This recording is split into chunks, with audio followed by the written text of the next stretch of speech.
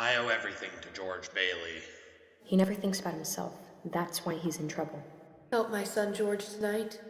Someone please find my friend Mr. Bailey. George is a good guy. Give him a break, please. He's the love of my life. Please help him come home safe. Something's the matter with Dad. I hope he's okay. Please bring my daddy back. That's a lot of people worrying, Joseph. You're right. Looks like we'll have to send someone down. For, George Bailey? Why, yes, George Bailey. Tonight's his crucial night. Someone should go immediately. Whose turn is it? It's that clockmaker's again. Oh, yes, Clarence. He hasn't got his wings yet, has he? Even after all this time. Well, you know, sir, he's got the IQ of a rabbit. And an unshakable faith in his previously fellow men. Let's bring him in. You sent for me, sirs? Clarence, a man down on Earth needs our help. Excellent. Is he sick? Worse, he's discouraged. At exactly 10:45 p.m. tonight, that man will be thinking seriously of throwing away his most prized possession, his life. Oh, dear. Oh, no. That means I've only got an hour to dress. What are they wearing on Earth these days? You will spend that hour getting to know George Bailey and his life. Sirs, if I were to succeed at this mission, do you think... would this mean that I might win my wings? I've been waiting over 200 years now. People are beginning to talk. What's that book you have there? The Adventures of Tom Sawyer. Clarence, you do a good job with George Bailey, and you'll get your wings. Oh, why, thank you, sir, thank you. Oh, poor George. Sit down here. Sit down? Why? If you're going to help a man, you ought to know a thing or two about him, don't you think? Well, naturally. Of course. Well, keep your eyes open. Can you see the town? What? I can't see anything. He hasn't got his wings yet. Look, I'll help you out. Concentrate. Feel the snow falling into your hair, onto your lashes, the icy lake reflecting the sun. Wait, I think I'm starting to see something. Why, yes, I'm definitely starting to see something. The lake and the snow, and a bunch of children sledding on their shovels. All right, here I go.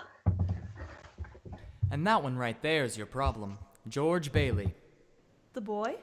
That's him when he was 12, back in 1919. Listen closely now. You'll want to remember this for later. And here comes the scaredy cat, my kid brother, Harry Bailey. I'm not scared. Oh, come on then, Harry, go. Wow, look at him go. They go so fast now, I wouldn't. Oh dear, he's fallen through the ice. Do we help him? This has already happened, Clarence. Just watch. I'm coming, Harry. Make a chain, everyone, a chain. George saved his brother's life that day, but he caught a bad cold which infected his left ear. Cost him his hearing in that ear, and it was weeks before he could go back to his after-school job at Old Man Gower's drugstore. Well, hello, Violet. Mary. Hello, George. Hi, Georgie. What'll it be today, licorice laces? You always know Georgie. I like him. You like every boy. What's wrong with that? And how about you, Mary? Made up your mind yet? Chocolate ice cream. With coconuts? I don't like coconuts. You don't like coconuts? What are you, brainless? Coconuts come from Tahiti, the Fiji Islands, the Coral Sea. I never wanted to go to the Coral Sea. Oh, of course you never. You're not an explorer. Look, I've been nominated for membership in the National Geographic Society, and they only take real explorers. I'll get you your ice cream. You know, they don't have chocolate ice cream in Fiji. Why is she leaning over the counter like that? Is this the ear you can't hear on? George Bailey, I'll love you till the day I die. George! Get back here! Yes, sir? You see that telegram he's got there? Gower got it just this morning. I'll read it for you. We regret to inform you that your son died very suddenly this morning of influenza. Stop. Everything possible was done for his comfort. Stop. We await instructions from you. Stop. From Haverton College.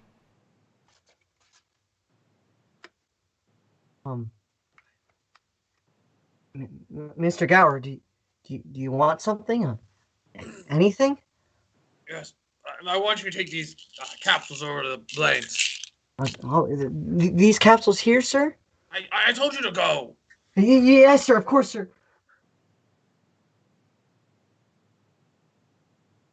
Mr. Gower? What? What? Why don't you go? Don't you know that boy's very sick? Mr. Gower, you put something wrong in the capsules, sir. Well, it's poison. I know you're upset, and you got the telegram about your son dying, and well, it's not your fault, Mr. Gower, but the capsules are wrong, sir. The bottle, it's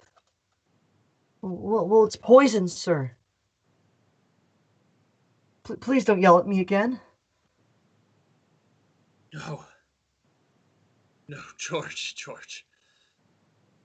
Mr. Gower, I won't tell anyone. I know what you're feeling. I won't tell a soul. Hope to die I won't. And he never did? Not a soul. But did he go exploring? Did she ever tell him she loved him? Patience, Clarence. George is still just a young man. A young man who wanted to go to college, but there just wasn't the money. So he worked for the Building and Loan Association for 4 years. Building and loan? Yes, building houses and giving loans to the people of Bedford Falls. George's father ran the business along with George's Uncle Billy. George, do you remember the combination for the safe? Oh, well, you wrote it down on your wallet, Uncle Billy. Oh, that's right. And where is that? He needs more finger strings. Indeed. An overnight bag. Genuine English cowhide, combination lock, fitted up with brushes, combs. No. Now look, Joe. Now I want a big one. Big, see? No, I don't want one for one night. I want something for 1,001 nights with plenty of room for labels from Italy, Baghdad, Samarkand. You know a great big one. I see. A flying carpet, huh? I don't suppose you'd like this old secondhand job, would you? Oh, now you're talking. Oh, gee whiz, I could use this as a raft in case the boat sunk. How much for it? No charge. That's my trick here, Joe. It sounded as if you said no charge. That's right. Well, hold on, my name's on here. What's my name doing on it? A little present from old man Gower. Came down and picked it out himself. Oh, well, how about that? My old boss. What boat you sailing out on? Oh, well, I'm working on a cattle boat. A cattle boat? Well, I like cows. I like cows too. George, Harry, are you ever coming to dinner? Oh, Peter, get off the phone with Potter and tell your sons to come eat. All I'm asking is 30 days more. Just 30 short days. I'll dig up that 5,000 somehow. Who's that? Pretty. A king? That's Henry F. Potter, the richest and meanest man in the county. Have you put any real pressure on those people of yours to pay their mortgages? Times are bad, Mr. Potter. A lot of these people are out of work. Then foreclose. Oh, George, Harry, I can't very well eat by myself. Okay, Mom. I'm eating. Oh, God. Harry wouldn't know how to tie his own tie if you showed him 100 times. I can't do that. These families have children. They're not my children. Is he on the phone with Mr. Potter? Yes, again. Hurry up and eat. But they're somebody's children. Every man is. Are you running a business or a charity ward? Not with my money. Mr. Potter, what makes you such a hard-skulled character? You have no family, no children. You can't begin to spend all the money you've got. So I suppose I should just give it to that miserable failures like you and that idiot brother of yours to spend for me. Now you listen here, Mr. Potter. My father's not a failure. George. He's the biggest man in town, bigger than you or anybody else. And you can take that to the bank. George. Don't let him say that about you, Pop. All right, son. Thanks. Oh, Harry. Aren't you going to finish dressing for your graduation party? Look at you. I don't care. It's George's tux. You ought to take better care of your brother. Oh, hey now, don't go counting me out yet. It's my last meal at the Old Bailey boarding house. Oh, don't remind me. Pop, can I have the car? I'm going to take over a lot of plates and things. What plates? Oh, Mom, I'm chairman of the Eats Committee, and we only need a couple of dozen. Oh, no, you don't. Harry, now not my best china. I hope you have a good trip, George. Uncle Billy and I are going to miss you. I'm gonna miss you too, Pop. You look tired.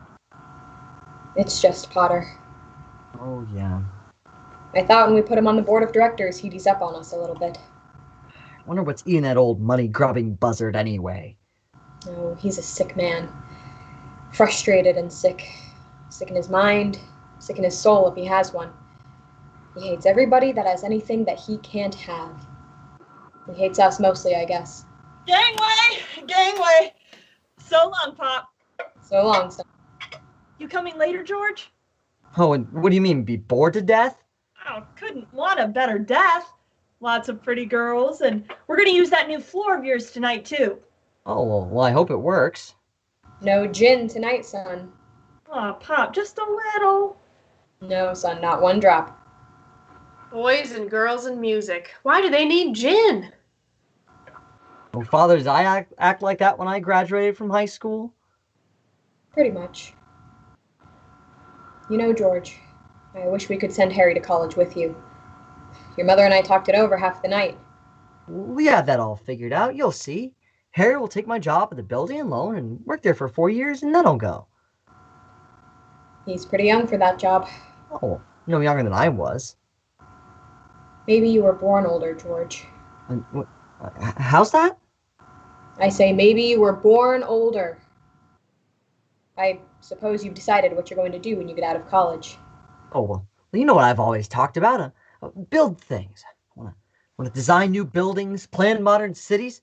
All that stuff I was talking about. Still after that first million before you're 30. Oh, well, no, I'd settle for half that in cash. Of course.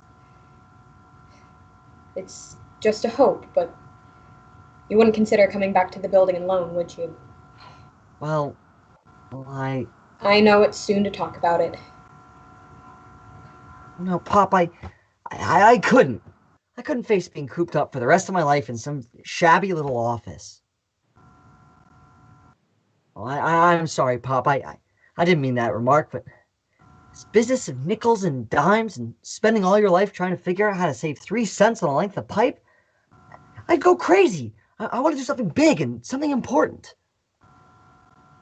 You know, George, I feel that in a small way we are doing something important. Satisfying a fundamental urge. It's ingrained in a man to want his own roof and walls and fireplace, and we're helping him get those things in our shabby little office. I know, Dad. I wish I felt. Well, I've been hoarding pennies like a miser in order to... Well, most of my friends have already finished college. I feel like if I don't get away, I'd bust.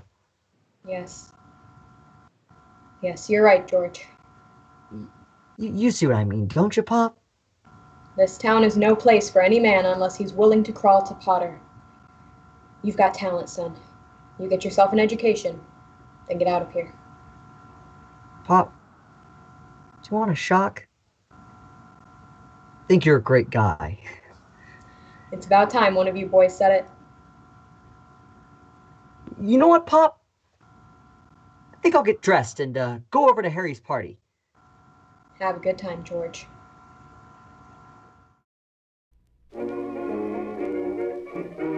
Oh, this looks like fun. George! You made it to my graduation after all. Oh, here comes George. Hello, hee-haw. Oh, Sam Wainwright. Well, I haven't seen you since we graduated high school. Oh, well, I thought I'd give the kids a treat from old collegiate. And it looks like you're gonna make it after all, freshman. Oh, well, yeah. You know, they finally finished installing that pool under the floor here, right before we all leave. They were promising that when Sam and I went here. You're lucky you got a chance to even use it. It's a smart investment. Saved them an extra building. Oh, say, George, you remember Mary? Marty's kid sister? Oh, Mary Hatch is here. Sure she is. You remember her, right, George? Mama wants you, Marty. Are you going to see George, Marty? I ought to stroll on over and give her a visit from an old college graduate. Oh, what do you think, George? Oh, yeah. George, you should be the one going to dance with her. Oh, me? Oh, well, I feel funny enough already with all you kids. Sam's entertaining enough. Oh, come on. If she knew you were an option, she'd drop him in a heartbeat. You'll give her the thrill of her life. Hey, Mary! Not for long, Harry. I don't want to be anyone's babysitter for the night.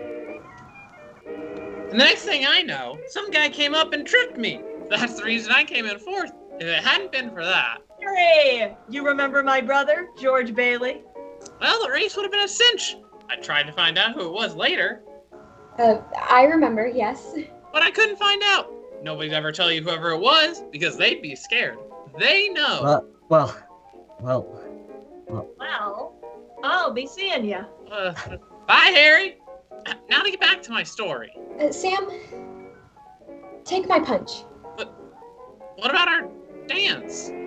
Oh, well, why don't you take the next one? Oh, well, hee-haw to me, I guess.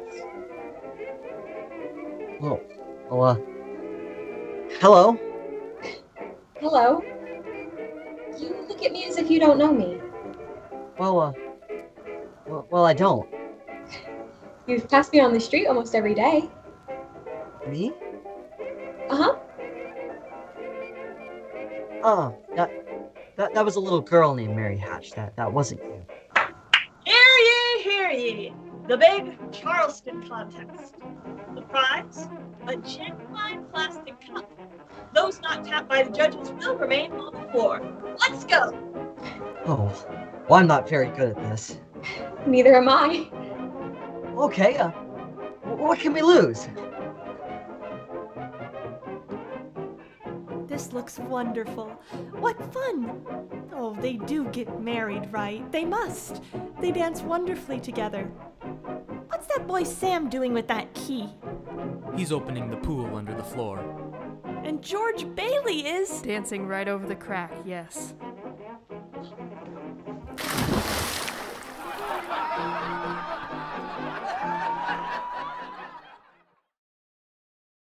Buffalo gals, can't you come out tonight? Can't you come out tonight? Can't you come out tonight?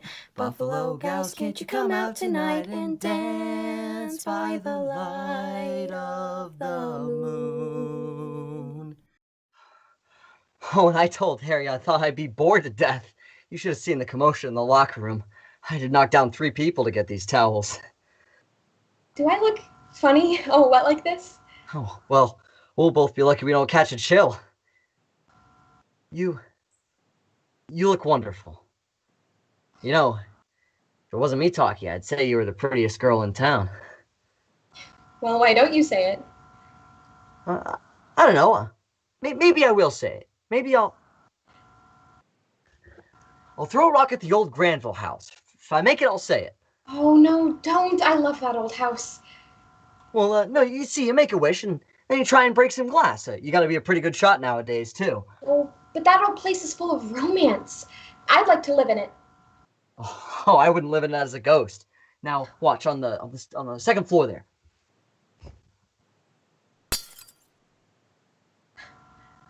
What'd you wish for, George? Oh, well, not just one wish, a whole hatful. Mary, I know what I'm gonna do tomorrow, and the next day, and the next year, and the year after that. I'm shaking the dust of this crummy little town off my feet, and I'm gonna go see the world. Italy, Greece, the Parthenon, the Colosseum. Then I'm gonna come back here and go to college and see what they know. And then I want to build things. I'm gonna build airfields. I'm gonna build skyscrapers 100 stories high. I'm gonna build bridges a mile long. Oh, are you gonna throw a rock?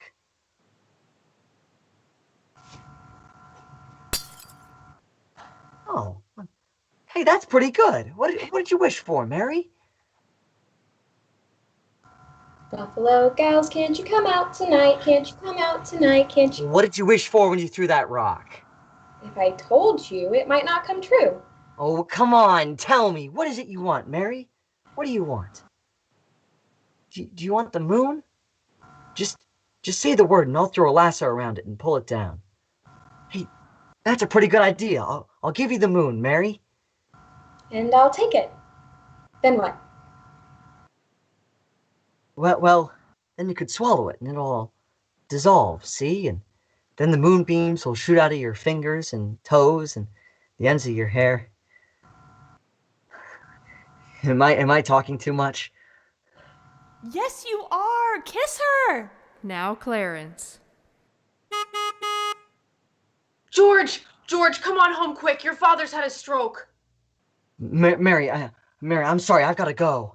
Go, George. Did you get a doctor? Yes, Campbell's there now with Harry. George Bailey's father died that night, and he gave up his summer trip to Europe to sort things out for the old building and loan over the next few months. I think that's all we'll need you for, George. I know you're anxious to make a train. Yeah, I've got a taxi waiting downstairs. Good luck to you in school, George, from all of us on the board. Now we come to the real purpose of this meeting, to appoint a successor to our dear friend, Peter Bailey. Mr. Chairman, I'd like to get to my real purpose. Wait just a minute now. Wait for what? I claim this institution is not necessary for this town. Therefore, Mr. Chairman, I make a motion to dissolve this institution and turn its assets and liabilities over to the receiver. George, you hear what that buzzard is spouting? It's too soon after his death to discuss chloroforming the building and loan. Peter Bailey died 3 months ago.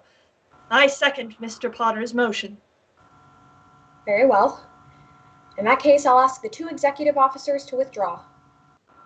I'm sure the whole board wishes to express its deep sorrow at the passing of Peter Bailey. Thank you very much. It was his faith and devotion that are responsible for this organization. I'll go further than that.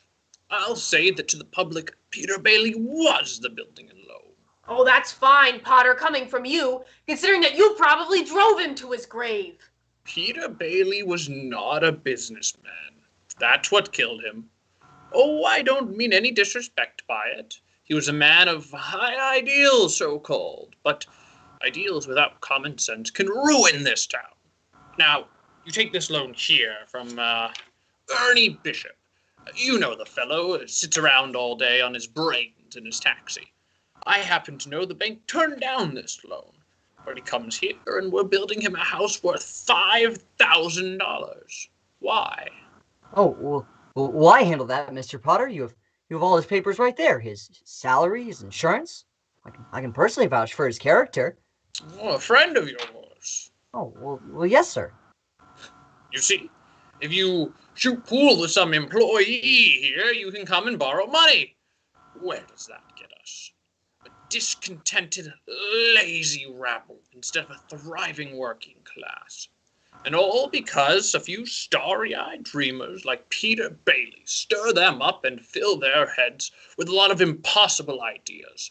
Now I say... Just a minute. Now, hold on, Mr. Potter. You're right when you say my father was no businessman. Well, I know that. Why he ever started this cheap penny-ante building loan, I'll never know, but neither you nor anybody else can say anything against his character, because his whole life was... Why, in the 25 years since he and Uncle Billy started this thing, he never once thought of himself. Isn't that right, Uncle Billy? He didn't save enough money to send Harry to school, let alone me. But he did help a few people get out of your slums, Mr. Potter, and... Well, what's wrong with that? Here, you're all businessmen here. Doesn't it make them better citizens? Doesn't it make them better customers? You said... What was it you said a minute ago? That they had to save their money before they even ought to think of a decent home? Wait for what? Until their children grow up and leave them? Until they're so old and broken down that they... Do you know how long it takes a working man to save $5,000? Just remember this, Mr. Potter, that this rabble you're talking about, they do most of the working and paying and living and dying in this community. Well, is it too much to have them work and pay and live and die in a couple decent rooms and a bath? Well, anyway, my father didn't think so. People were human beings to him, but to you, a warped, frustrated old man, they're just cattle, just human capital. Well, in my book, he died a much richer man than you'll ever be. I'm not interested in your book. I'm talking about the building and loan. I know very well what you're talking about. You're talking about something you can't get your fingers on, and it's galling you. That's what you're talking about, I know. Well, I've said too much. You're the board here. You can do what you want with this thing. Just one thing more, though. This town needs this measly one-horse institution. If it would have some place where people can go without crawling to Potter. Come on, Uncle Billy. Oh boy, that was telling him, George, old boy. You shut his big mouth. Even though you're being voted out of business after 25 years. Easy come, easy go. Hey, you'll miss your train. You're a week late for school already. Go on. Wonder what they're saying in there. Oh, never mind. Don't worry about that. They're putting us out of business. So what? I can get another job. I'm only 55. 56? Oh, go on, go on. Hey, look, you gave up your boat trip. Now, you don't want to miss college, too, do you? George, they voted Potter down. They want to keep it going. Whoopee! Oh, but they've got one condition, only one condition. Oh, what's that? That's the best part of it. They've appointed George here as executive secretary to take his father's place. Oh, no, but Uncle Billy. Well, you can keep him on. As secretary, you can hire anyone you like. Mr. Chairman, now let's get this thing straight. I'm leaving. I'm leaving right now. I'm going to school. This is my last chance. Uncle Billy here, he's your man. But George, they'll vote with Potter otherwise. I know. He didn't go. That's right. Not only that, but he gave his school money to his brother Harry and sent him to college. Harry became a football star, made second team All-American. Yes, but what happened to George? George got 4 years older, waiting for Harry to come back and take over the building and loan. Oh, well, there's plenty of jobs around for someone who likes to travel, Uncle Billy. Look at this. There. Venezuela oil fields. Wanted man with engineering experience. Oh, there she blows. You know what the 3 most exciting sounds in the world are? Uh-huh. Breakfast is served, lunch is served, dinner Oh, no. Haker chains, plane motors, and train whistles. George! Uncle Billy! Oh, there's the professor now, old Professor Phi Beta Kappa Bailey, all-American. Well, if it isn't old George, Geographic Explorer Bailey. What, no husky dogs, no sled?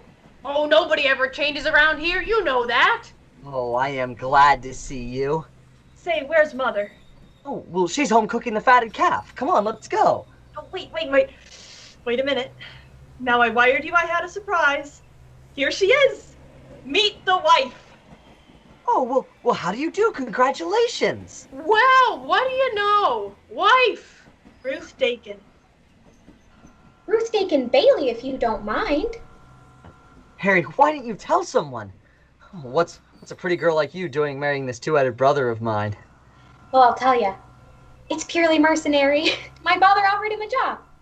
Oh, he gets you and a job. Well, Harry's cup runneth over. George, about that job. Ruth spoke out of turn. I never said I'd take it. You've been holding the bag here for 4 years and... Well, I won't let you down, George. I would like to... Oh, wait a minute. I forgot the bags. I'll be right back. Oh, I'll help you carry. No sense making our new Mrs. Bailey carry her own bags. George. That's all Harry ever talks about. Ruth, what about this job? Oh, well, my father owns a glass factory in Buffalo. He wants to get Harry started in the research business. Is it a good job? Oh, yes, very. Not much money, but a good future, you know? Harry's a genius at research. My father just fell in love with him. And you did too. Why, yes, I suppose I did. Making eyes at Ruthie, George? Oh, I wouldn't dream of it. Good, because Mary Hatch is back from school. Oh. She came back 3 days ago, Uncle Billy says. Mm-hmm. Mary's a nice girl. Mm-hmm. Kind that'll help you find the answers, George. Mm-hmm. Stop that grunting. Give me one good reason why you shouldn't call on Mary. Sure. Sam Wainwright, he's crazy about Mary. Well, she's not crazy about him. Oh, well, how do you know? Did she discuss it with you? I've got eyes, haven't I? She lights up like a firefly when you're around, George. And besides, Sam Wainwright's away in New York, and you're here in Bedford Falls. Oh, and all's fair in love and war? I don't know about war. Well, still an hour or two before your party. I think I'll go out and find a girl and do a little passionate necking. Oh, George. Now, if you just point me in the right direction, this direction? See you later, George. And this is the part where he gets the girl. Clarence. Sorry, sir. Hello, Georgie Porgy. Oh, well, hello, Vi. What gives? Nothing. Where you going? Oh, well, guess I'll probably end up down at the library.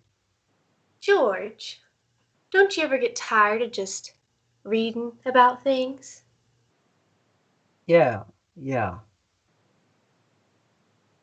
Say, what are you doing tonight? Not a thing. Are you game, Vi? Well, let's make a night of it. Oh, I'd love it, Georgie. What'll we do? Well, let's go out in the fields and take our shoes off and walk through the grass. What? Then we can go up to the falls. It's beautiful up there in the moonlight, and there's a green pool up there, and we can swim in it, and then we can climb Mount Bedford and smell the pines and watch the sunrise against the peaks, and then we'll stay up all night, and everybody will be talking, and there'll be a terrific scandal. And George, have you gone crazy? Walking the grass in my bare feet? Why, it's 10 miles up to Mount Bedford. You think just because you're... Is there a problem here, miss? This guy bothering you? Oh, just forget about the whole thing. Attaboy, George.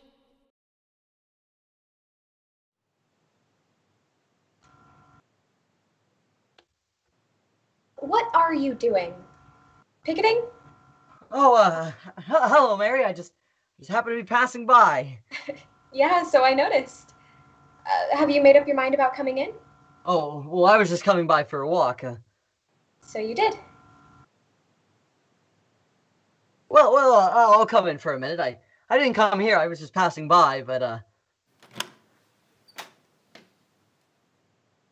Why? I thought you'd go back to New York, like, Sam and Ingle and the rest of them.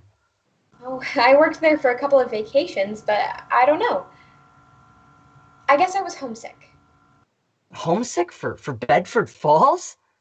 Yes, and my family, and... oh... everything. Would you like something to drink? No, that's all right. You know, I didn't mean to come here. I still can't understand it, though. Would you rather leave? No, I don't want to be rude.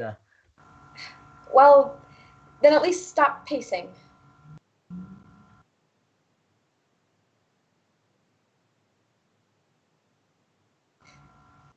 Well, see, it smells like pine needles in here. Thank you.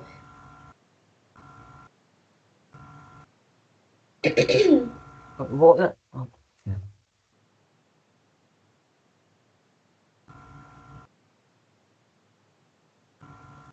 It was nice about your brother Harry and Ruth, wasn't it? Oh, yeah, that's all right. Don't you like her? Oh, well, of course I like her. She's a peach. Oh, it's just marriage in general you're not enthusiastic about, huh? No, marriage is all right for Harry and Marty and Sam and you. Mary? Who's down there with you? It's George Bailey, Mother. George Bailey? What's he want? I don't know.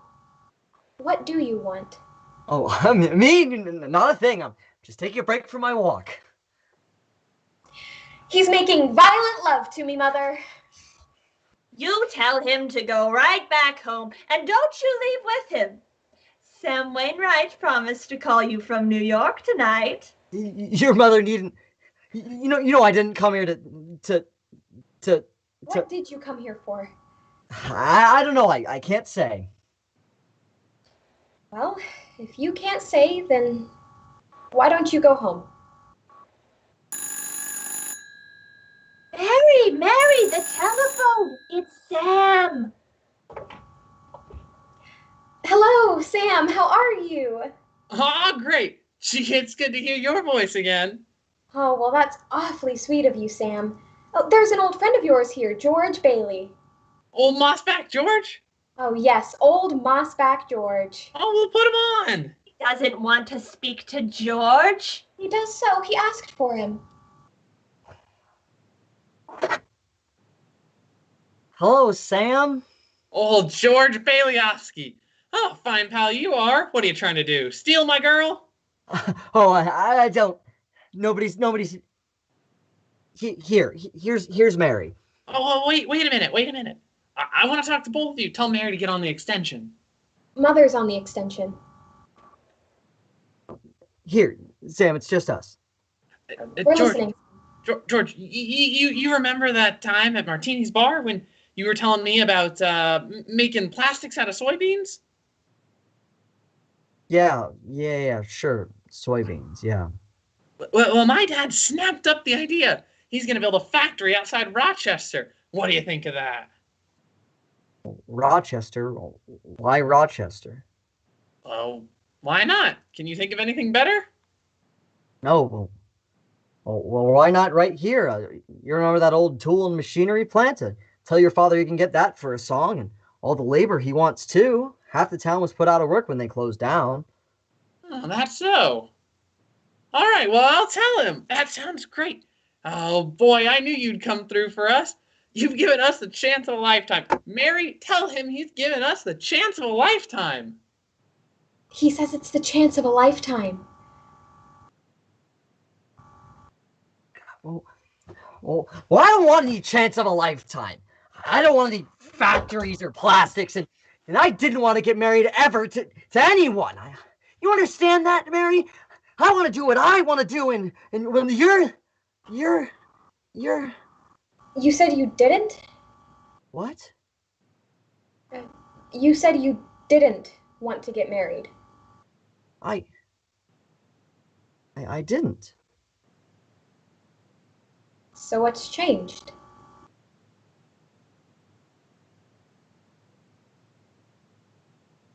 You.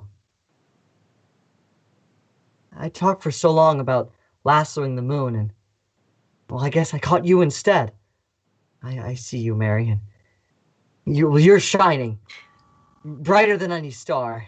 George.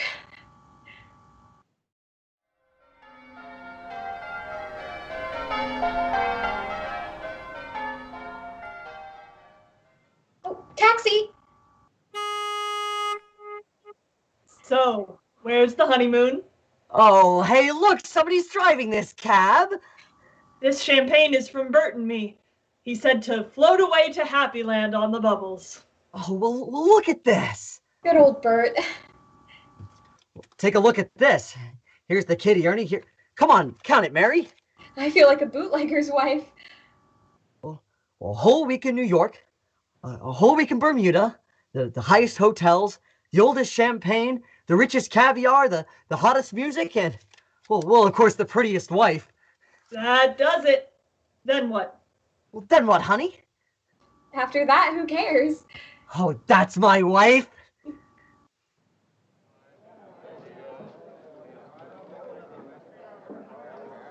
Don't look now, but there's something funny going on over there at the bank, George. I've never really seen one, but that's got all the earmarks of a run. George, let's not stop. Let's go. Just a minute, dear. They're heading for the building alone? Please, let's not stop, George. I'll be back in a minute, Mary.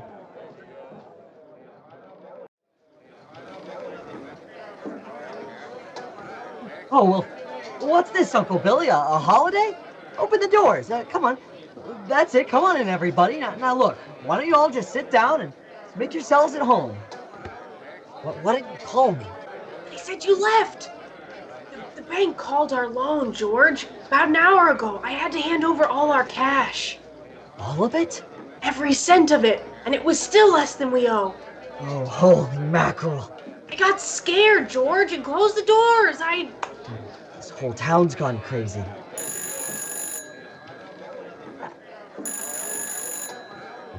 Hello? George, it's Potter. There's a rumor around town that you've closed your doors. Is that true? George, are you all right? Do you need any police? Police? What for? Well, mobs can get pretty ugly sometimes, George.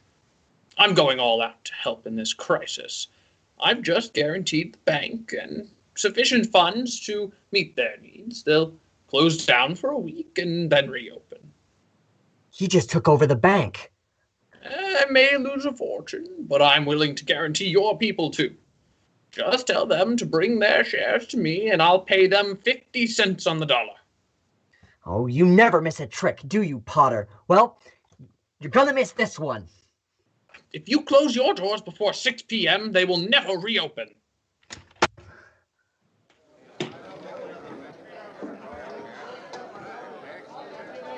Now, just remember that this thing isn't as black as it all appears. I just talked to Old Man Potter, and he's guaranteed cash payments at the bank. The bank's gonna reopen next week. Did he guarantee this place, too? Well, no, Charlie. I didn't even ask him. We don't need Potter over here. I'll take mine now. No, but you're thinking this place all wrong. As if I had the money back in a safe. The money's not here. The money's in Joe's house, right next to yours, and in the Thompson house, and Mrs. Macklin's house, and 100 others. Well, you're lending them the money to build, and then they're gonna pay it back to you as best they can.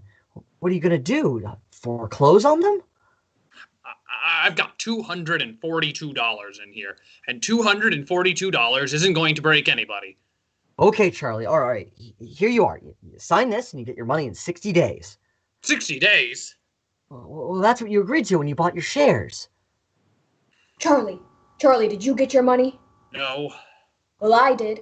Old Man Potter will pay 50 cents on the dollar for every share you got. Well, what do you say, George? Oh, now, Charlie, you've got to stick to your original agreement. Now, and just give us 60 days on this. Okay, Randall, lead the way. Are you going to go to Potter's? Better get half than nothing. Charlie, Mrs. Thompson, wait, listen to me. I beg of you not to do this. If Potter gets a hold of the building alone, well, there'll never be another decent home built in Bedford Falls. He's already got charge of the bank, and he's got the bus lines, and he's got the department stores, and now he's after us. Well, why? Well, it's very simple. Why? Well, because we're cutting all his business, and because he wants to keep you living in his slums and paying the kind of rent he decides. Joe, you lived in one of his houses, didn't you? Well, have you forgotten? Have you forgotten what he charged you for that broken down shack? Here, Charlie, you remember last year when things weren't going so well and you couldn't make your payments? You didn't lose your house, did you? Do you think Potter would have let you keep it? Can't you understand what's happening here? Don't you see what's happening?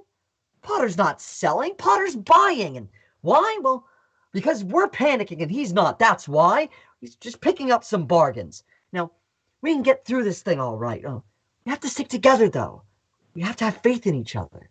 But my husband hasn't worked in over a year, and I need money. Can't feed my kids on faith. We can't all take a honeymoon right now, George. Hey, I've got $2,000. Here's $2,000. This'll tide us over until the bank reopens. All right, Charlie, how much do you need? $242. Oh, now, Charlie, just enough to tide you over till the bank reopens? I'll take $242. Okay. Here you are.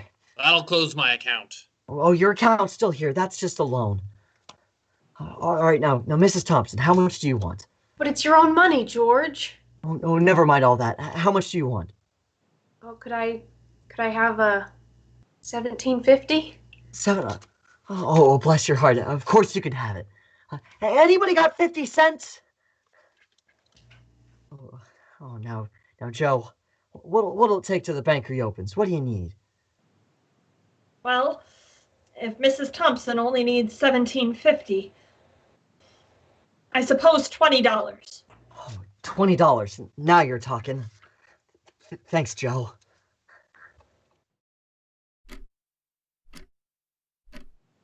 Oh, we're gonna make it, George. They'll never close us today. 6, 5, 4, 3, 2, 1. Oh, bingo! We made it! Look! We're still in business. We still got $2 left. We're a couple of financial wizards. These Rockefellers. Oh, get a tray for these big important simoleons. We'll save them for seed. A toast!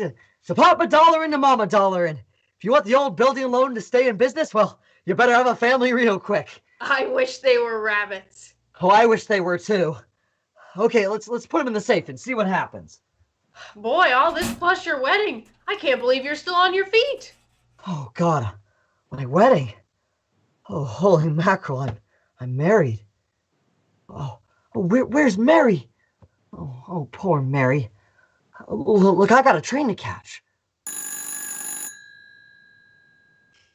Oh, well, the train's gone. I wonder if Ernie's still here with his taxi cab. Look, will you get my wife on the phone? She's probably over at her mother's. Mrs. Bailey is on the phone. Oh, I don't want my mother. I want my wife. Oh, Mrs. Bailey. Oh, that is my wife. Here, I'll take it. Mary? Hello? Listen, dear, I'm so sorry, but... What? Come home? What home? 320 Sycamore? Whose home is that? This is the house from when they were kids, where they broke the windows and made wishes. The very same. The postman, Bert, and his husband, Ernie, had spent all night fixing it up with Mary. Oh, well, B. Mary, where did you... Welcome home, Mr. Bailey. Oh, Mary. Do you remember that night we broke the windows in this old house? This is what I wished for. Oh, darling, you're wonderful. They started their life in that old leaky building. Mary did repairs to make the house a home, while George tackled the building and loan, making homes for the other residents of Bedford Falls. Martini, you rented a new house? What do you mean I rented, Joe? On a barman salary? I own the house. Me, I own my own house. No more living like pigs in Potter's Field. Me and Maria and the kids and the goat have a home of our own. Mr. and Mrs. Martini, welcome home. Bread, so that this house may never know hunger. Salt, so that life will always have flavor. And wine, that joy and prosperity may reign forever. Head to the Martini Castle. And that was the state of things for a few years. People moving from Potter's slums to, well... Look, Mr. Potter, it's no skin off my nose. I'm just your little rent collector. But you can't laugh off this Bailey Park anymore. Look at it. Congressman Blatz is here to see you. Oh, tell the congressman to wait. Go on. 15 years ago, a half-dozen houses stuck here and there. There's the old cemetery, squirrels, buttercups, daisies. Used to hunt rabbits there myself. Look at it today. Dozens of the prettiest little homes you ever saw. 90% owned by suckers who used to pay rent to you. Your Pottersfield, my dear Mr. Employer, is becoming just that, an empty field. And I, the local yokels, making it with these David and Goliath wisecracks. Oh, they are they? Even though they know the Baileys haven't made a dime out of it. You know very well why. The Baileys were all chumps. Every one of these homes is worth twice what it cost the building and loan to build. Now, if I were you, Mr. Potter... Well, you are not me. As I say, it's no skin off my nose. But one of these days, this bright young woman is going to be asking George Bailey for a job. George Bailey is here, sir. Send him in. And Congressman Blatz? Tell him I'll get to him.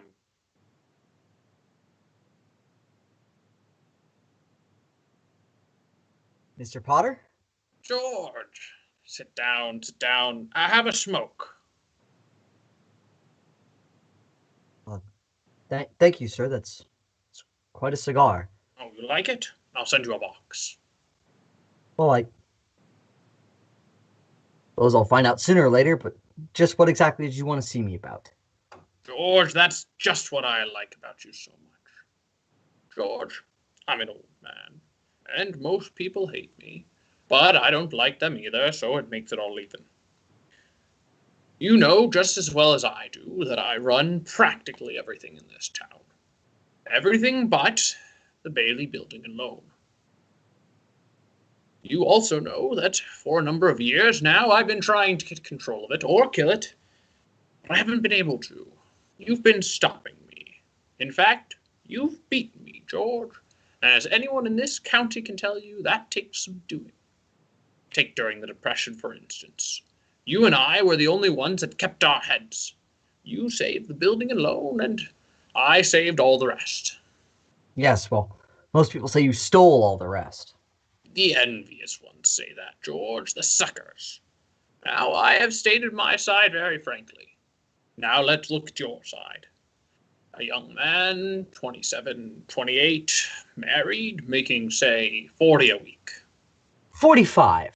45. Out of which, after supporting your mother and paying your bills, you're able to keep, say, 10, if you skip. A child or two comes along, and you won't even be able to keep the 10. Now, if this young man of 28 was a common, ordinary yokel, I'd say he was doing fine. But George Bailey is not a common, ordinary yokel. He's an intelligent, smart, ambitious young man who hates his job, who hates the building and loan almost as much as I do. A young man who's been dying to get out on his own ever since he was born. A young man, the smartest one of the crowd, mind you. A young man who has to sit by and watch his friends go places because he's trapped. Yes, sir, trapped into frittering his life away, playing nursemaid to a lot of garlic eaters. Do I paint an accurate picture, or do I exaggerate? What's your point, Mr. Potter? My point? My point is I want to hire you. Hire me? I want you to run my affairs, run my properties. George, I'll start you. Who else around here? Are you? You know this is me. You remember me, George Bailey? Oh, yes, George Bailey, whose ship has just come in, provided he has brains enough to climb aboard. Well, what about the building and loan? Oh, confound it, man! Are you afraid of success? I'm offering you a 3-year contract at $20,000 a year starting today. Is it a deal or isn't it? Well, Mr. Potter, I know I ought to jump at the chance, but I just wonder if it would be possible for you to give me 24 hours to think it over? Sure. You go home and talk about it with your wife. I'd like to do that. In the meantime, I'll draw up the papers. All right, sir? Okay, George. Okay, Mr. Potter. No, wait a minute here. I don't have to talk to anybody. I know right now, and the answer is no. No, doggone it. You sit around here and you spin your little webs and you think the whole world revolves around you and your money. Well, it doesn't, Mr. Potter. In the whole vast configuration of things, I'd say you were nothing but a scurvy little spider, you... Buffalo gals, can't you come out tonight? Can't you come out tonight? Can't you come out tonight? Hi. Mary Hatch, why in the world did you ever marry a guy like me? To keep from dying alone. Could have married Sam Wainwright or anyone else in town. I didn't want to marry anyone else in town. I want this baby to look like you. Didn't even have a honeymoon, I promised you. This what? This baby? You mean, Mary, you're on a nest? George Bailey, you've lassoed a stork. Oh, lasso's a stork, Mary. We're gonna have a baby.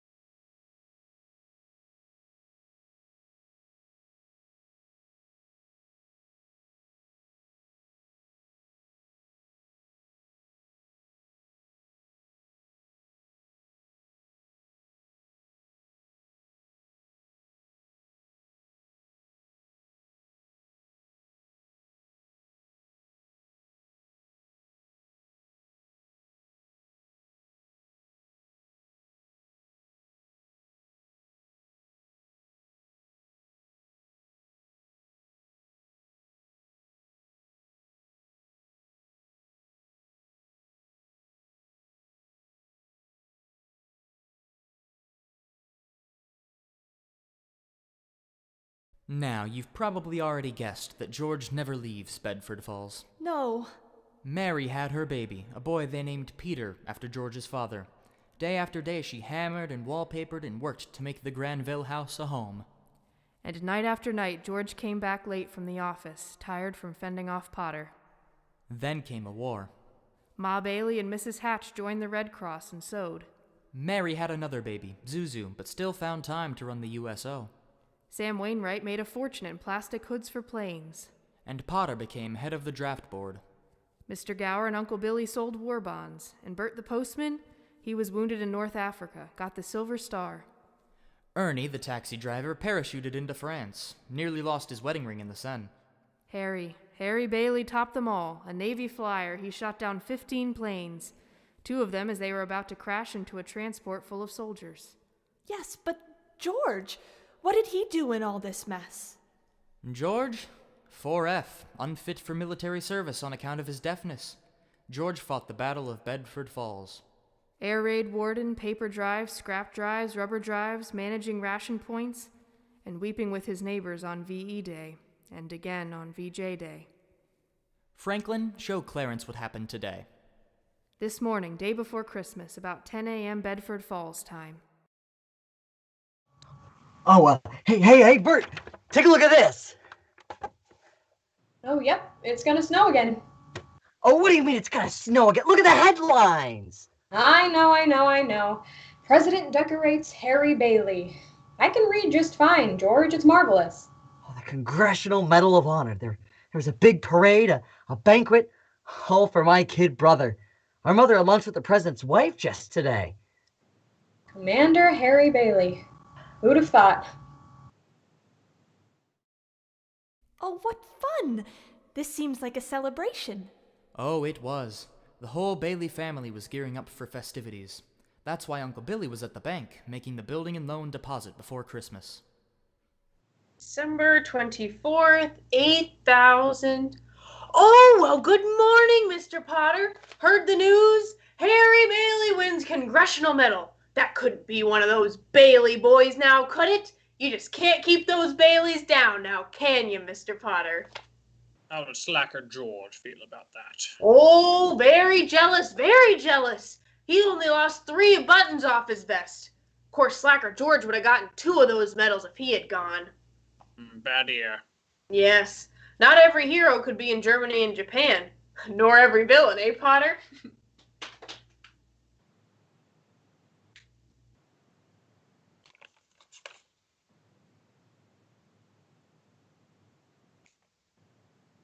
Oh, morning, Billy.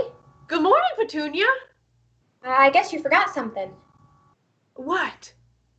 Well, aren't you going to make a deposit? Oh, sure I am.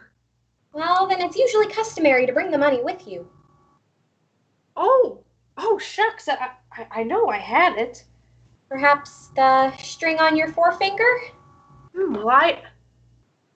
Oh, blast it. And Potter doesn't give the money back, does he? No, he doesn't. George! Oh, Uncle Billy, I'll be right with you. Here, talk to Harry. He's on the telephone. Oh, Harry, your nephew, remember? Here, I've got someone in the office. I'll take this in my office then. Hello? Oh, yes, Harry, yes. Oh, everything's fine. $8,000. Oh, good morning, sir. Carter, bank examiner. One of your board members, Mr. Potter, sent me. Mr. Carter, Merry Christmas. Merry Christmas. Well, we're all excited around here. My brother just got the Congressional Medal of Honor. The president just decorated him. Yes, I guess they do those things. Actually, if you wouldn't mind just waiting for just a minute, Mr. Carter, I'll be right with you. I trust you'll make it quick. Just need to grab the money out of the safe for you, Violet. If I had any character, I'd... Oh, come on. It takes a lot of character to leave your hometown and start all over again. This envelope is from the building alone, and well, this Oh no, Georgie, don't. Well, come on, you're broke now, aren't you? I know, but What do you want to do? Hawk your furs and those glasses? You want to walk to New York? You know they charge for rent and meals, same as they do in Bedford Falls. yeah, sure. I'm glad I know you, George Bailey. Say hello to New York for me. Yeah. Yeah, sure I will. Merry Christmas, bye. Merry Christmas, George. Well, I trust you had a good year. Oh, good year? Well, between you and me, Mr. Carter, we're broke. Yeah, very funny. Well, now, just come right in here, Mr. Carter. Now, if you'll cooperate, I'd like to finish with you by tonight. I want to spend Christmas in Elmira with my family instead of making last-minute financial audits. Well, I don't blame you at all, Mr. Carter. Just step right in here, just make yourself at home, and I'll go get those books for you. Uncle Billy, what's going on? The bank examiner's here? He's here? Well, yeah, he wants the accounts payable. What's the matter with you? I went to the bank to make our holiday deposit, all 8,000 of it. I had it, and then when I got to the teller, I didn't. I should have my head examined. It's got to be somewhere. $8,000? Did you buy something? Nothing. Not even a stick of gum. All right. Now we'll go over every step you took since you left the office. Okay. Okay, this way. They checked the sidewalks, the bank, the trash cans, the alleyways, under cars, and even tore apart the inside of Billy's house. Did you put the envelope in your pocket, or? Yeah, maybe. Oh, maybe. I don't want any maybe, Uncle Billy. We've got to find that money. I'm no good to you, George. Listen to me. Do you have any secret hiding place in your house? Someplace you could have put it? Someplace to hide the money? I've been over the whole house. Oh, just listen to me. Just think. I can't think anymore, George. I can't think anymore. It hurts. Where's the money, you silly, stupid old fool? Where's the money? Do you realize what this means? It means bankruptcy and scandal. It means prison. That's what it means. One of us is gonna go to jail. Well, that's gonna be me.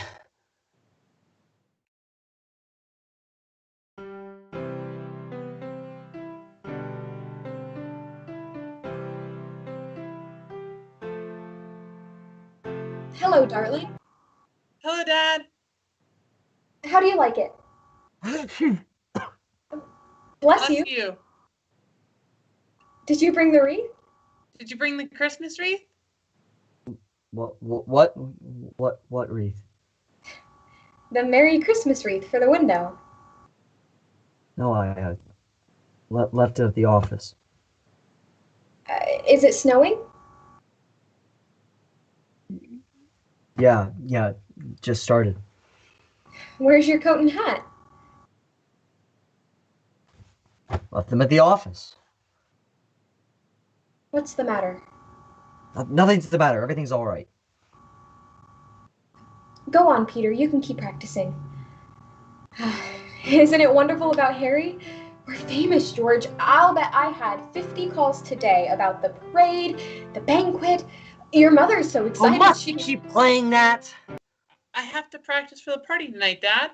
Mom says we can stay up all night and sing Christmas carols. Hurry and get ready. The families will be here soon. Oh, the families. I don't want the families over here. Well, not when I haven't finished dinner yet. Did you have a hectic day? Oh, another big red letter day for the Baileys. Dad, the Browns next door have a new car. You should see it. Oh, what's the matter with our car? Isn't it good enough for you? Yes, Dad. All right, darling. Now go upstairs and see what little Zuzu wants. Zuzu? What's the matter with Zuzu? She's got a cold. She's in bed. She caught it coming home from school. They gave her a flower for a prize, and she didn't want to crush it, so she didn't button up her coat. What is it, a sore throat or what? It's just a cold. The doctor says it's nothing serious. The doctor? Was the doctor here? Yes, I called him right away. He says it's nothing to worry about. Is she running a temperature? What is it? Just a teensy one, 99.6. She'll be all right. Gosh, it's this old house. I don't know why we all don't have pneumonia. This drafty old barn. We might as well be living in a refrigerator. Why do you have to live here in the first place and stay around this measly, crummy old town? George, what's wrong? Wrong? Everything's wrong. You call this a happy family? Why do you have to go and have all these kids? Dad, when are the Franklins coming over? I don't know. Ask your mother. Where are you going? I'm going up to see Zuzu. Did I do something to make him mad? Oh, darling, you didn't do anything wrong.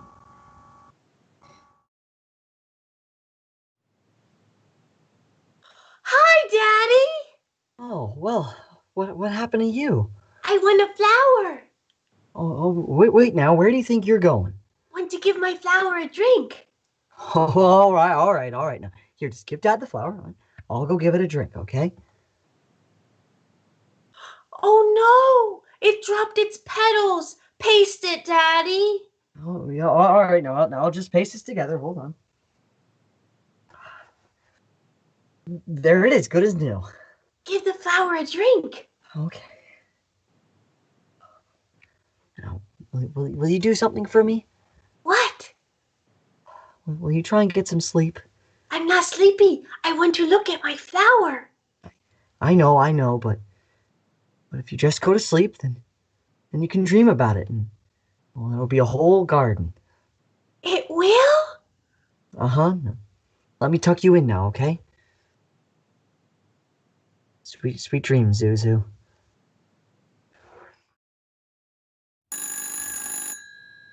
Telephone! I'll get it. Hello? Oh, yes, this is Mrs. Bailey. Oh, thank you, Mrs. Welch. I'm sure she'll be all right. The doctor says she ought to be out of bed in time to have her Christmas dinner. Is that Zuzu's teacher? Yes. I want to speak to her. Hello? Hello, Mrs. Welch? Yeah, this is George Bailey. I'm Zuzu's father. Say, what kind of teacher are you anyway? What do you mean sending her home like that half naked? Do you realize she'll probably end up with pneumonia on account of you? George! Is this the sort of thing we pay taxes for? To have teachers like you, silly, stupid, careless people who send our kids home without any clothes on? You know, maybe my kids aren't the best dressed kids. Maybe they don't have any decent clothes, but... George, stop. Hello, Mrs. Welch. I want to apologize. Hello? She's hung up. Yeah, I'll hang her up! Now, who do you think you are? Wait a minute, hello? Who is this? Oh, Mr. Welch? Oh, that's fine, Mr. Welch. Gives me a chance to tell you what I really think of your wife. George. Will you get off the line and let me handle this? Hello? Hello? Well, oh, you will, huh? Okay, Mr. Welch, anytime you think you're man enough. Hello? Is that who made you mad, Dad? You want to know why I'm mad? Your sister cried herself sick over some damn flower, and you haven't learned that silly tune yet. You play it over and over and over again. Now just stop it. Stop it.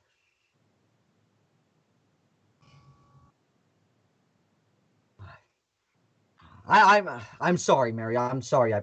I didn't mean to. You will go on and practice, Peter. I owe you an apology too. I'm sorry. Sorry, Dad. This isn't your fault. Well, what's the matter with everybody? Peter, go on. I told you to practice. Now go on, play. But I don't.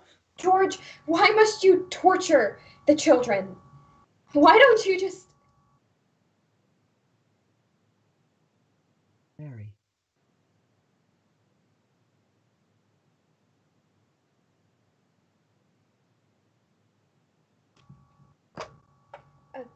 Bedford, 247, please. Is Dad in trouble? Should we pray for him? Yes, Peter, pray very hard. Zuzu too? Yes, Zuzu too. Hello, Uncle Billy?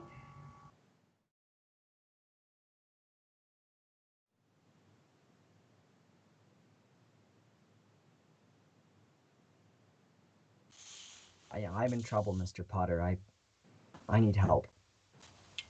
Some sort of accident. My company's short on their accounts. The bank examiner's up there today, and I've got to raise $8,000 immediately.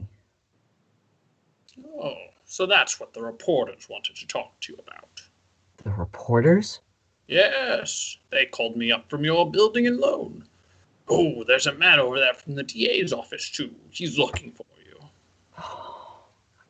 Please help me, Mr. Potter. Help me, won't you, please?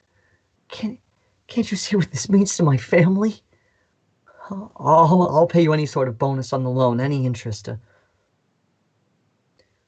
Well, if you still want the building and loan, well, George, could it be there's a slight discrepancy in the books? No, sir. There's nothing wrong with the books. I've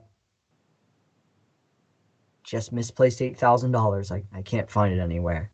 You misplaced $8,000. Yes, sir. Have you notified the police?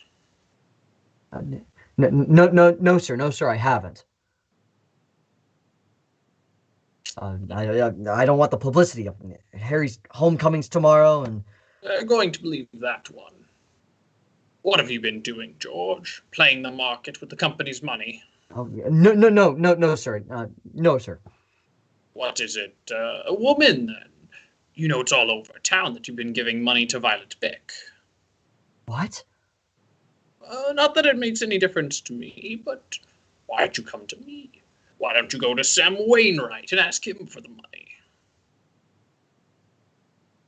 I can't get a hold of him. He's in Europe. Well, what about all your other friends? They don't have that kind of money, Mr. Potter. You know that. You're the only one in town that can help me. I've suddenly become quite important. What kind of security would I have, George? Have you got any stocks? No, sir. Bonds? Real estate? Collateral of any kind? I have some life insurance, a $15,000 policy. Yes. How much is your equity in it?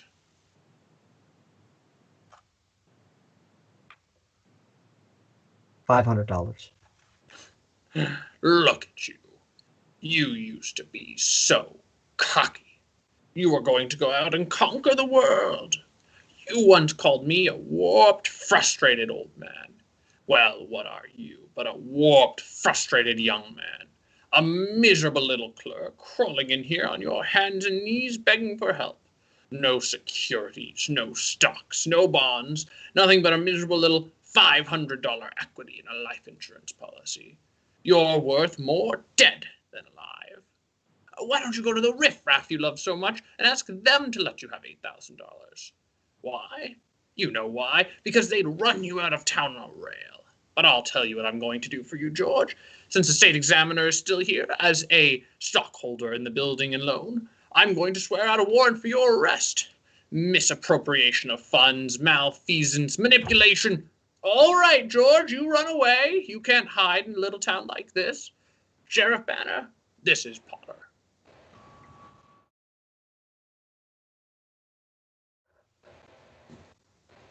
God, what am I gonna do? Please, if I just need... If somebody is up there and looking out for us and you can hear me, show me the way. Please, I'm at the end of my rope. Just show me the way. Are you all right, George? You want someone to take you home? Why do you drink so much, my friend? Please go home, Mr. Bailey. This is a Christmas Eve. Nick, let's get this man home. Bailey? Which Bailey? This is Mr. George Bailey. Hey! Hey! The next time you talk to my wife like that, you'll get worse. She cried for an hour. It isn't enough she works teaching her stupid kids how to read and write. You have to bawl her out. Mr. Martini. You get out of here, Mr. Welch. No, wait. I want to pay for my drink. Never mind the money. You get out of here quick. All right. Oh, you punched my best friend. Get out! You all right, George? God, who was that? He's gone. Don't worry. His name is Welch. He won't be coming into my place anymore. Oh, God, Welch, the teacher. The last time he comes in here. You hear that, Nick? Yes, you bet. God, where's my insurance policy? Oh, good, it's here, it's here. Oh no, please, don't leave like this, Mr. Bailey. George, just stay for a minute. I'm all right. Oh no, you don't feel so good. I'm all right. Oh, please, don't go away, please.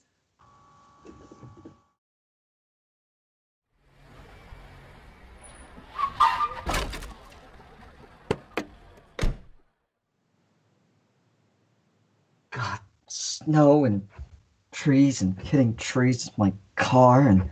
What do you think you're doing? My great-grandfather planted this tree. Hey, you, come back here, you drunken fool. Get this car out of here.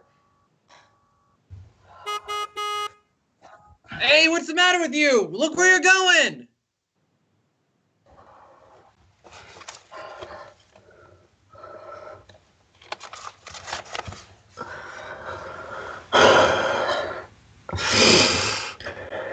Clarence. Now, sir? Now, Clarence.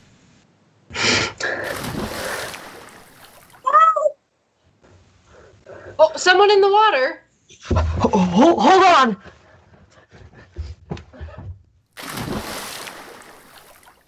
Oh, bring him in here. That's a good man. Sorry, I didn't have time to get some stylish underwear. My wife gave me this on my last birthday. I passed away in it. She, give you the book, too? Oh, no. Tom Sawyer I got for myself. Seems to be drying out now, too. You should read the new book Mark Twain's writing now. Writing from his grave, maybe. How'd you happen to fall in? Oh, I didn't fall in. I jumped in to save George. You what? To save me? Well, I did, didn't I? You didn't go through with it, did you? Go through with what? Suicide. It's against the law to commit suicide around here. Yes, it's frowned upon where I come from, too. Where do you come from? Heaven. Sure, kid. I had to act quickly. That's why I jumped in. I knew if I were drowning, you'd try to save me. And you see, you did. And that's how I saved you. Very funny. Your lip's bleeding, George. Yeah, I got a bust in the jaws in answer to a plea a little bit ago. Oh, no. I'm the answer, George. That's why I was sent down here. How do you know my name? Oh, I know all about you. I've watched you grow up from a little boy. What are you, a mind reader or something? Oh, no. Well, who are you then? Clarence Oddbody, AS2. Oddbody, AS2. What's AS2? Angels, second class. Oh, brother. I wonder what Martini put in those drinks. Why, what's with you? What did you say a minute ago? Why you wanted to save me? That's what I was sent down for. I'm your guardian angel. Well, I wouldn't be the least bit surprised. Ridiculous of you to think of killing yourself for money. $8,000? Yeah, just things like that. But wait, how do you know that? I told you, I'm your guardian angel. I know everything about you. Well, you look about the kind of angel I'd get. You don't even have any wings. I haven't won my wings yet. That's why I'm an angel second class. I don't know whether I'd like it very much being seen with an angel without any wings. Oh, I've got to earn them and you'll help me, won't you? Sure. How? By letting me help you. Only one way you can help me. You happen to have $8,000 on you? Oh, no, no. Angels don't use money. Oh, that's right. I keep forgetting. Comes in pretty handy down here. Oh. Found out a little late, actually. I'm worth more dead than alive. Now look, you mustn't talk like that. I won't get my wings with that attitude. You just don't know all that you've done. If it hadn't been for you... Yeah, if it hadn't been for me, everyone would be a lot better off. My wife, my kids, even my friends. Look, little fella, go off and bother somebody else, will you? No, you don't understand. I've got my job. Oh, just shut up, will you? This isn't going to be so easy. So, you still think killing yourself would make everyone feel happier, eh? Well, I don't know. I guess you're right. Suppose it would have been better if I'd never been born at all. What did you say? I said I wish I'd never been born. You mustn't say things like that. Wait a minute. Wait a minute. That's an idea. Yeah, I think that'll do it. All right. You've got your wish. You've never been born. You don't have to make all that fuss about it. What did you say? You've never been born. You don't exist. You haven't a care in the world. No worries, no obligations, no $8,000 to get, no Potter sending the sheriff out looking for you. Say something else in that ear. Sure. You can hear out of it. Oh, that's the doggonedest thing. I haven't heard anything out of that ear since I was a kid. Must have been that jump in the cold water. Your lips stopped bleeding too, George. Oh, well, what do you know about that? It's stopped snowing out, hasn't it? What's happened here? Come on, as soon as these clothes of ours gets dry, let's Our clothes are dry. Oh, well, what do you know about that? Stove's harder than I thought. Now, come on, get your clothes on, and we'll stroll up to my car and... Oh, well, I'm sorry, I'll stroll and you'll fly. I can't fly. I haven't got any wings. Oh, you haven't gotten your wings right. Yeah, that's right.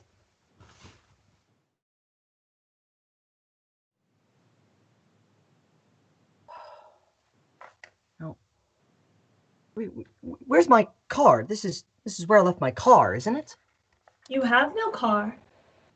Well, I had a car and it was right here. I guess somebody moved it. Oh, hey, ma'am. Good evening. Where's my car? I beg your pardon? My car, and the fellow that owns the car that ran into your tree here. What tree? What do you mean, what tree? This tree here. I ran into it. You must mean some other tree. You had me worried. This is one of the oldest trees in Pottersville. Pottersville? You mean Bedford Falls? I mean Pottersville. Don't you think I know where I live? What's the matter with you? Oh, I don't know. Either I'm off my rocker or she is, or you are. It isn't me. Well, maybe I left my car up at Martini, so come on then, Clarice. Clarence. Clarence. Oh, well, that's all right. Go on in. Martini's a good friend of mine. Oh, Helen, hey, where's Martini? You want a martini? No, Martini, your boss. Where is he? Look, I'm the boss. Do you want a drink or don't you? Okay, all right. Double bourbon. Quick, huh? Okay. What about you? I was just thinking. It's been so long since I... Look, mister, I'm standing here waiting for you to make up your mind. That's a good man. I was just thinking of a flaming rum punch. Oh, no, it's not cold enough for that. Not nearly cold enough. Wait a minute. I got it. Mulled wine, heavy on the cinnamon and light on the cloves. Off with you, me lad, and be lively. Hey, look, mister, we serve hard drinks here for men who want to get drunk fast. And we don't need any characters around to give the joint atmosphere. Is that clear? Or do I need to slip you my left for a convincer? What's he talking about? Nick, just give him the same as mine. He's okay. Okay. What's the matter with him? I've never seen Nick act like that before. You'll see a lot of strange things from now on. Oh, yeah. Hey, little fella, you worry me. Have you got someplace to sleep? No. You don't, huh? Have you got any money? No. Well, no wonder you jumped into the river. I jumped in the river to save you so I could get my wings. Oh, that's right. Oh, somebody's just made it. Made what?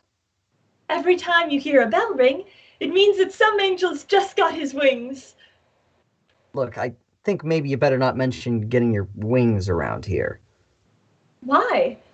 Don't they believe in angels?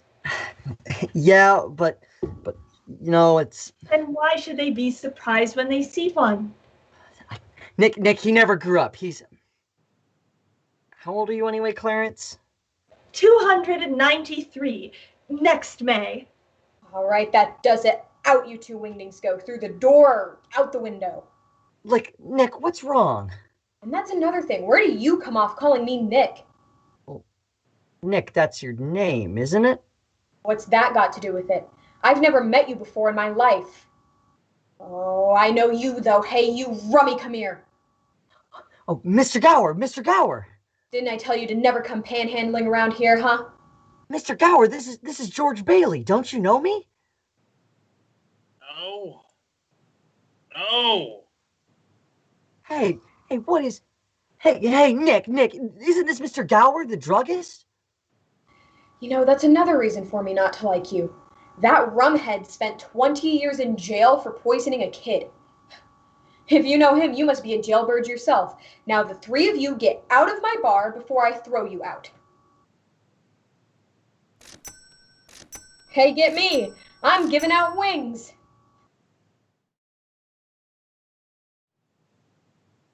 You see, George, you were not there to stop Gower from putting that poison What do you mean I wasn't there? I remember distinctly. Look, who are you? I told you, George. I'm your guardian angel. Yeah, I know, you told me that. What else are you? Are you a hypnotist? No, of course not. Well then, why am I seeing all these strange things? Don't you understand, George? It's because you were not born. Oh, well, if I wasn't born, then who am I? You're nobody. You have no identity. What do you mean I have no identity? My name's George Bailey. There is no George Bailey. You have no papers, no cards, no driver's license, no 4F card from the military, no insurance policy. And you won't find Zuzu's flower petals in your pocket. You've been given a great gift, George. A chance to see what the world would be like without you. Now wait a minute here. Wait a minute. This is some sort of funny dream I'm having. So long, mister. You know, I'm going home. Home? What home? Oh, now shut up. Just cut it out. You're crazy. That's what I think. You're screwy, and you're driving me crazy too. I'm seeing things. I'm going home to see my wife and family. Do you understand that? I'm going home alone. How am I doing, Joseph? What? No, I didn't have a drink.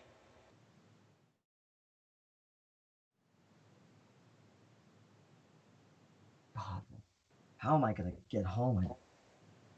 Oh, taxi! Hey, Ernie! Oh, Ernie, take me home. I'm losing it. Where do you live? Oh, now doggone it, Ernie. Don't you start pulling that stuff. You know where I live. 320 Sycamore. Now hurry up. Okay. 320 Sycamore? Yeah, hurry up. Zuzu's sick. All right. Hey, where did the building and loan move to? The building and what? The Bailey building and loan. It was back there? They went out of business years ago. And that's... Well, that's Violet Bick. Why is Violet getting arrested? She was supposed to be on her way to New York. Same reason that tart got arrested last week. And the week before that. Not surprised an out-of-towner like you already knows her. Look, Ernie, straighten me out here. I've had some bad liquor or something. Now listen to me now. Now you're Ernie Bishop and you live in Bailey Park with Bert and your kid. That's right, isn't it? You've seen my husband? Seen your husband? I've been to your house 100 times. Look, bud, what's the idea? I live in a shack in Potter's Field, and Bert ran away 3 years ago and took our kid. And I ain't never seen you before in my life. Okay, just step on it. Just get me home.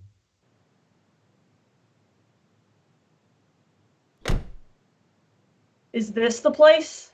Oh, well, of course it's the place. Well, this house ain't been lived in for over 30 years. Mary? Peter? Zuzu, where are you? They're not here, George. You have no children. Where are you? What have you done with them?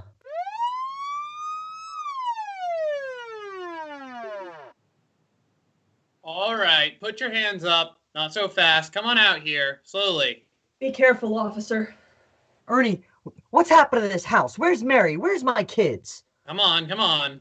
Sir, Ernie, what's the matter with you? You were here on my wedding night. You and Bert stood out there on the porch and sung to us, don't you remember? Think I'd better be going. Look, why don't you be a good kid and we'll take you to a doctor. Everything's going to be all right. Hey, now listen to me. Ernie, will you take me over to my mother's house? Just listen, there's this fellow and he said he was an angel and he tried to hypnotize me and... All right, that's enough. Run, George, run, George!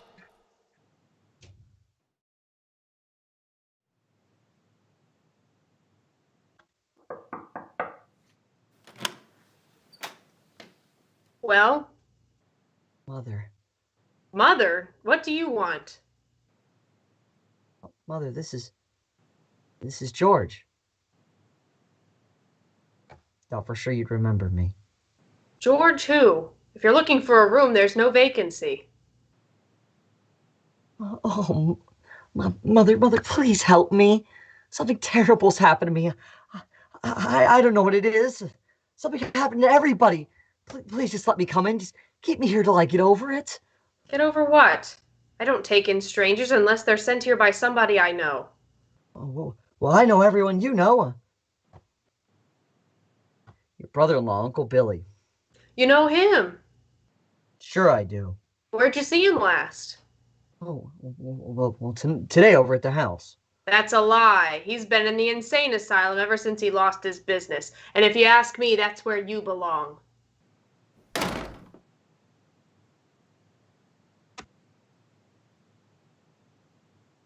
Strange, isn't it?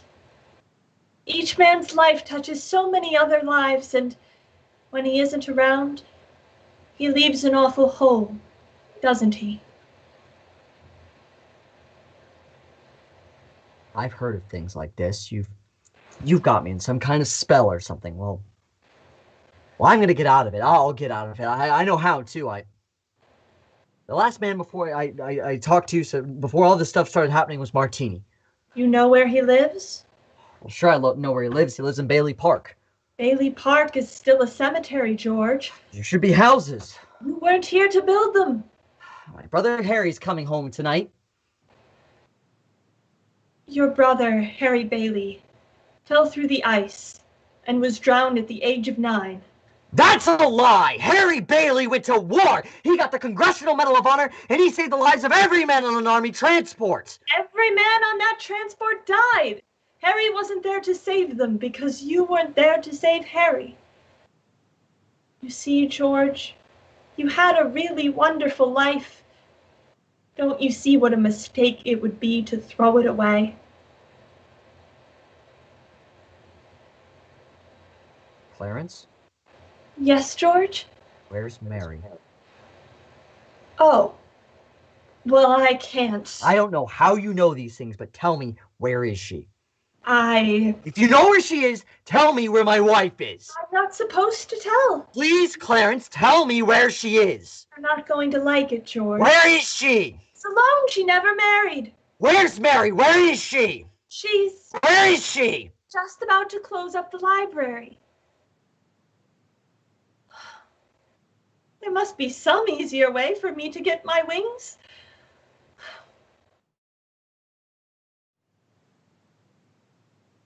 Mary! Mary! Do I know you? Of course you know me, Mary. I'm your husband. It's George. I don't have a husband. Don't you know me? We live at 320 Sycamore in Bedford Falls, and we have 2 beautiful children. Mary, what happened to us? I live on Reed Street in Pottersville, and I have no children. You must have me confused. Mary, please. That's your mother's house, Mary. Oh, don't do this to me, Mary. Please help me. Where's our kids? I need you, Mary. Help me, Mary. Help! Somebody help me! Oh, Mary, don't run away. Somebody call the police. That man, stop him. Hit him with a bottle. He needs a straitjacket. No, please, that's my wife. Help! Oh, Mary! Clarence! Clarence, where are you? Clarence! Clarence! Help me, Clarence. Get me back. Get me back. I don't care what happens to me. Only get me back to my wife and my kids and my friends and my family. Help me, Clarence, please, please. I want to live again. I want to live again. I want to live again. Please, just let me live again. Hey, George. George, you all right? What? What the sandhill are you yelling for, George? Oh, George, Bert, Ernie, you know me? No, you. Are you kidding? We've been looking all over town trying to find you. I saw your car piled into that tree back there, and I thought, hey, your mouth's bleeding. Ernie, get him a tissue. Are you sure you're all right? What is...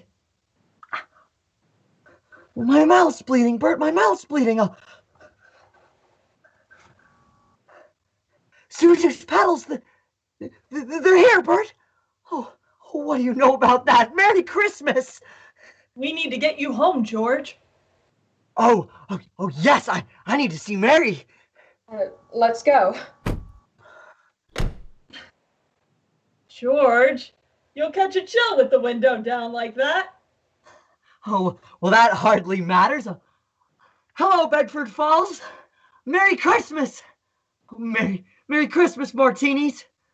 Oh, Merry Christmas, you wonderful old building and loan. Merry Christmas, Mr. Potter. Happy New Year to you. In jail.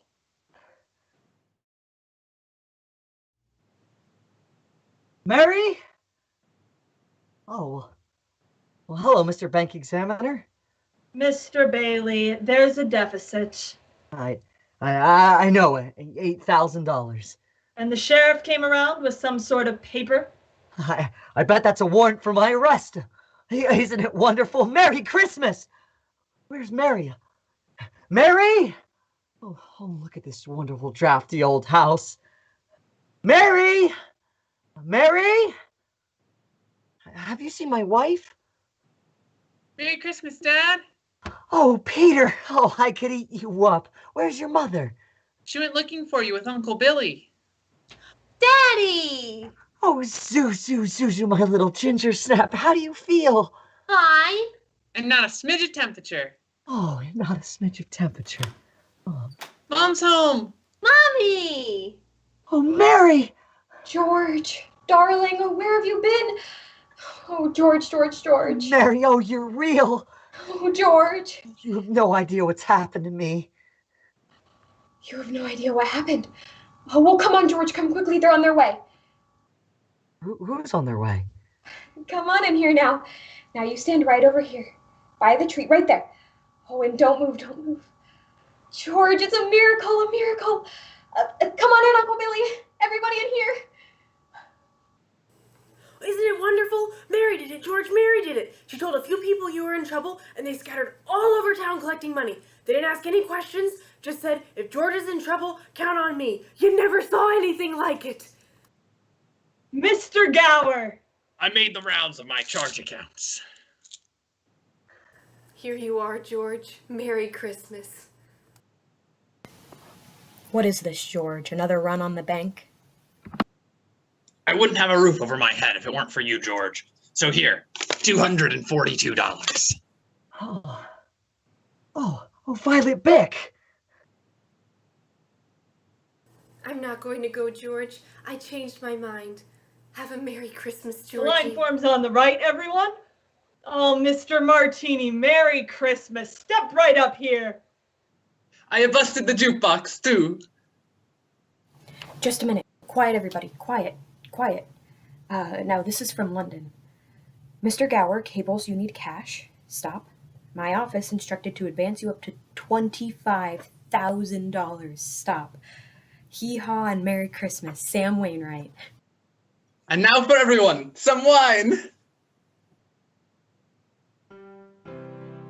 Hello, George. How are you? Harry! Mary, looks like I got here too late. You flew all the way up here in a blizzard? Oh, Harry, what about your banquet in New York? Oh, I left right in the middle of it as soon as I got Mary's telegram. Hey, everyone. Grab a glass. A toast to my big brother George, the richest man in town.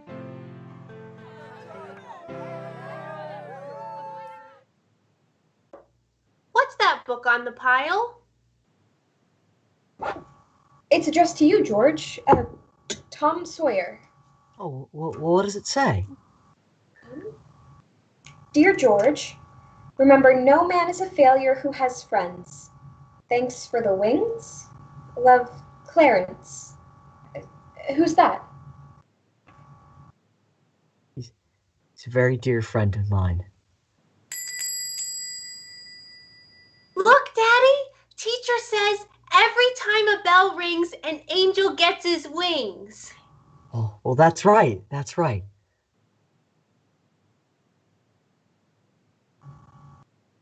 Attaboy, Clarence.